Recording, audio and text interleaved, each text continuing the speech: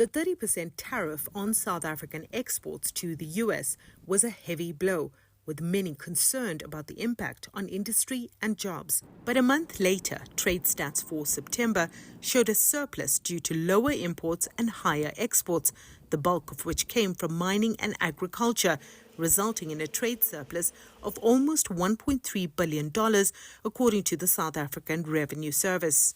Being the most industrialized nation on the African continent, investment comes in. It allows us to be able to have partnerships with the likes of China, the Gulf, even the US, Russia, to be able to create manufacturing centers here in South Africa because we're already trusted from an industrialization perspective, and then be able to create value chains across the continent.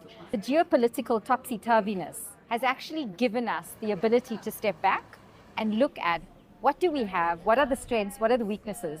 While South Africa is still keen to negotiate lower US tariffs, it is actively engaging other markets and pushing regional trade.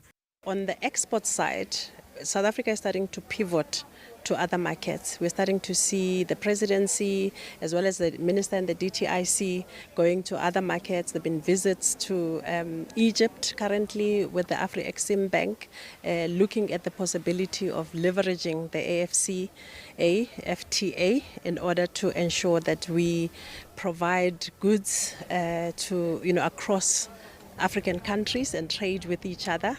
Musi Manzi, an aluminium exporter, says the impacts of the US tariffs haven't filtered through as yet. The local industry remains very resilient, and owing to our quality of product, we are able to supply to the European markets as well as the US.